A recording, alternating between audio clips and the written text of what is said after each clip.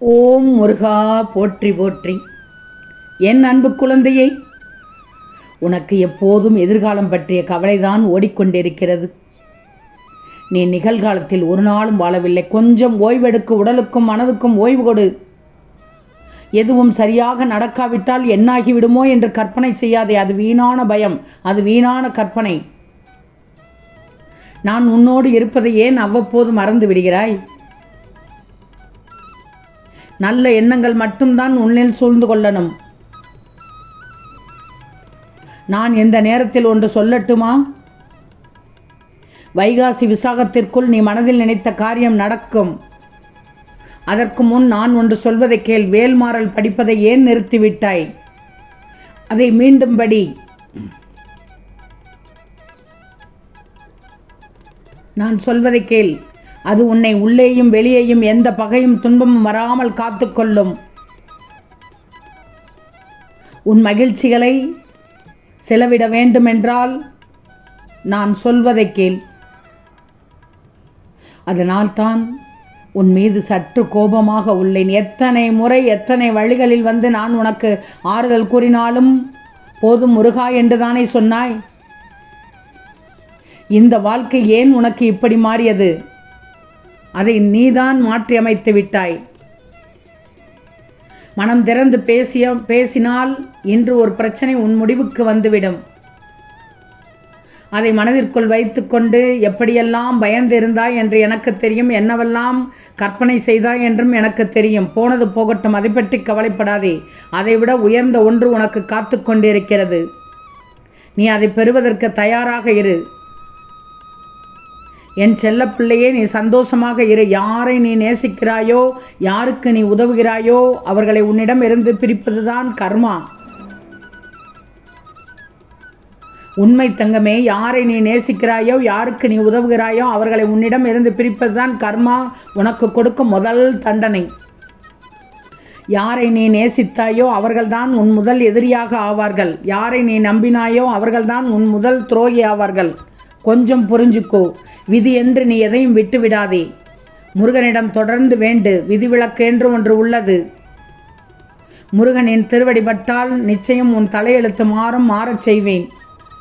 முடிந்து போனதை நினைத்து வருந்தவும் வேண்டாம். வரப்போவதை நினைத்து கவலைப்படவும் வேண்டாம். நடப்பவை அனைத்தும் உன்னை பலப்படுத்தத்தான். உனக்கு வருகிற சோதனைகள் எல்லாமே உன்னை சாதிக்க வைக்கத்தான். சோதனையில் சோர்ந்து போகக்கூடாது தங்கமே. மனவலியை எதிர்கொண்டால் நான் உன்னோடு வந்து கொண்டே இருப்பேன். உன்னை வழி நடத்த நான் வந்து கொண்டே இருப்பேன். என்னை மீறி எதுவும் நடக்காது. குழப்பமே வேண்டாம் தங்கமே. நீ கலங்கினால் என் மனமும் கலங்கும். உன் கரம் பிடித்து வழி நடத்துவது நான் தான். அனைத்து போராட்டங்களும் முடிவிற்கு வரப்போகும் நாள் வைகாசி விசாகம். அந்த நாளில் ஒரு மாற்றம் நிகழும். மகிழ்ச்சியோடு வாழ்வாய். கவலை வேண்டாம் தங்கமே. உன் முருகன் நான் இருக்கிறேன். தனியாக நீ படுகின்ற கஷ்டங்களும் தனிமையில் நீ வடிக்கின்ற கண்ணீரும் ஒரு நாளும் வீண் போகாது. நீ படுகின்ற துயரங்களை மற்றவர்கள் அறியாமல் போகலாம். நீ பட்ட கஷ்டங்களுக்கு பலன் கிடைக்கும். உலகமே உன்னை கண்டு வியக்கும். உன் மனதின் தவிப்பு எனக்கு புரியாமல் இல்லை. நீ இன்னும் கொஞ்ச நாள் பொறுத்திரு. வைகாசி விசாகம் வரும் வரை நீ என்னிடம் எதையெல்லாம் கேட்டாயோ அதையெல்லாம் நான் நடத்தி காண்பிக்கிறேன். உனக்கென்று படைக்கப்பட்டது உன்னிடம்தான் வந்து சேரும். நீ உன் குடும்பத்தோடு நன்றாக இருப்பாய். அதற்கு நான் பொறுப்பு. நீ ஆசைப்பட்ட பல மாற்றங்கள், பல முன்னேற்றங்கள் நடக்கப் போகுது. கடந்த வாரத்தை விட இந்த வாரத்தில் உனக்கு கொஞ்சம் கூடுதல் நம்பிக்கை வந்துள்ளது. உன்னுடைய முயற்சிகள் எல்லாம் வெற்றி தரப்போகுது. உன்னுடைய இடமாற்றம் பற்றி நீ கேட்ட கேள்விக்கு என்னுடைய பதில் நிச்சயமாக உனக்கானதாகத்தான் இருக்கும். என் தங்கமே, உன் இல்லத்தில் நான் விளக்கேற்றி வற்றேன். உன் லட்சியம் நிறைவேறப் போகிறது. நீ எண்ணி ஏங்கிய கனவுகள் உன் கரம் வந்து சேரப்போகிறது. அதனால் உன் குடும்பத்தோடு செல்வச் செழிப்போடு வாழப்போகிறாய்.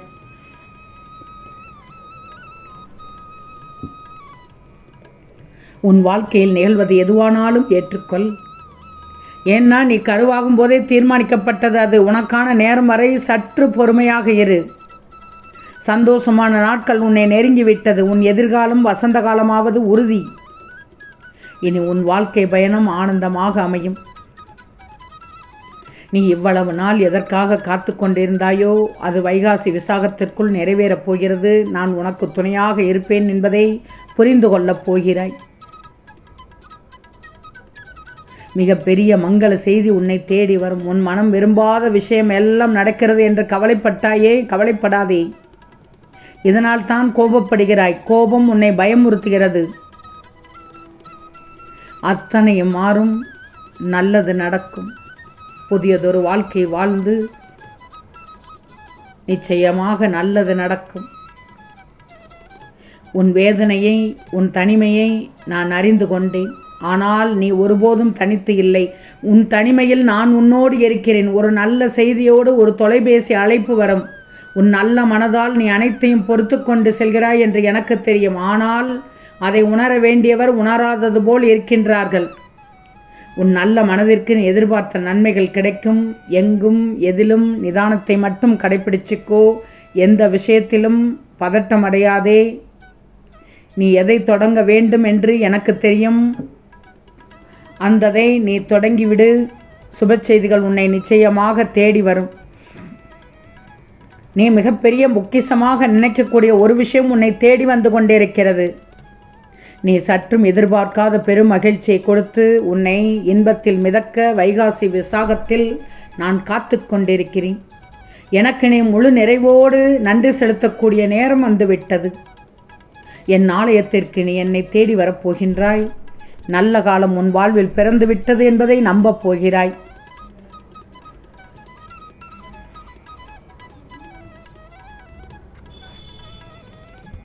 அதிகம் நல்லவனாக இருக்க வேண்டும் என்று நினைக்காதே. உன்னை நடிகன் என்று சொல்லிவிடுவார்கள்.